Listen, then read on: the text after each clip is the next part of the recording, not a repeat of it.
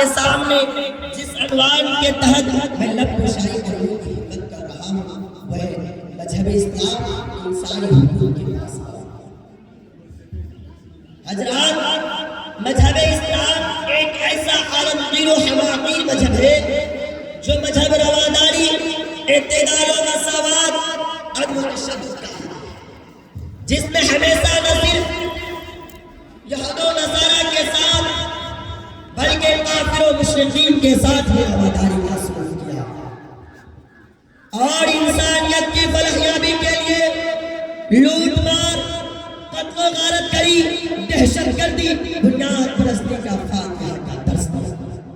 مگر افسوس، صد افسوس کہ آج اسلام کی ان تعلیمات کے باوجود اسلام کے خلاف پروپیگنڈا کیا جا رہا ہے۔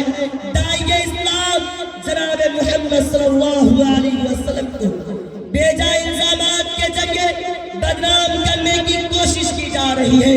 اسلام کے خلاف طرح طرح کی سازشیں رچائی جا رہی ہیں اور یہ نعرہ بلند کیا جا رہا ہے کہ اسلام کے اندر دوسرے مذہب کے حقوق نہیں ہوتے۔ یہ جبر و تشدد روا رکھنے کا حکم دیتا ہے، غیروں کی چین کی سانسیں نہیں لینے دیتا، غیروں کے حقوق کی پامالی، دہشت گردی اور تشدد سے تیرا بن چکا ہے۔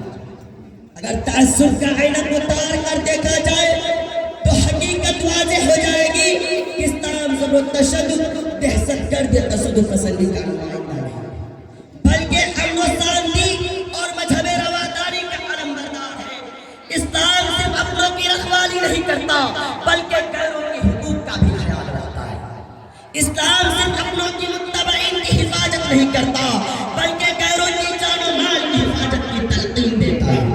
ایک طرف الذین آمنوا ولم یلبسوا ایمانهم بظلم اولئک لهم الامن وهم مهتدون کے ذریعے دوسرے مذاہبین کی حقوق کی پامالی کو لا اکراہ فی الدین کے ذریعے غیروں پر حملہ کرنے کا دروازہ کھول کر جبر و تشدد کی دیکھتی ہے۔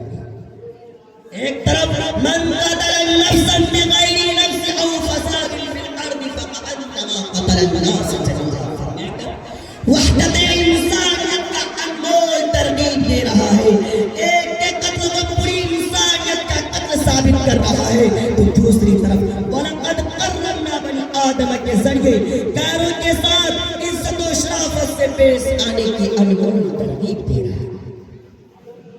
اگر ایک طرف یا ایھا الناس انا خلقناکم من ذکر و انثی وجعلناکم شعوبا وقبائل لتعارفوا فرما کر ایسی بھائی چارہ کی ہموار کر رہا ہے تو دوسری طرف نستعین بالمصائب فرمانے صادر کر کے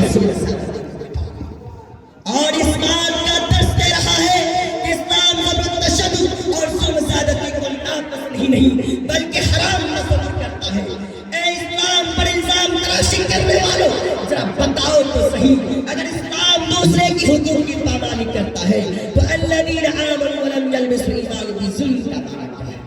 اگر اسلام دہشت گردی کی تعلیم دیتا ہے تو من قتل نفسا بغیر نفس کا مفہوم کیا ہے؟ اگر اسلام ظلم زیادتی کو پسند کرتا ہے تو فالیوم لا تظلم النفس شیئا کا معنی کیا ہے؟ اگر اسلام ایک دوسرے کی جان و مال کی حفاظت نہیں کرتا تو الحیات فی القصاص اور القصاص فی القتل کرتا ہے۔ اگر اسلام عدل و انصاف کا درس نہیں دیتا تو ان اللہ یأمر بالعدل والاحسان کا اجر کرتا ہے۔ کوئی بتائے کہ ہم بتائیں کیا؟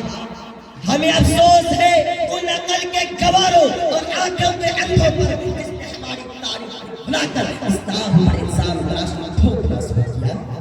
کیا انہیں معلوم نہیں اسلام کے دائی آمینہ کے لال جناب عبداللہ کے لخت جگر حضرت محمد صلی اللہ علیہ وسلم نے غیروں کے ساتھ کیا سلوک کیا؟ اگر نہیں تو آؤ بتاتا ہوں اور ڈنکے کی چوٹ پر کہتا ہوں کہ فاطمہ کے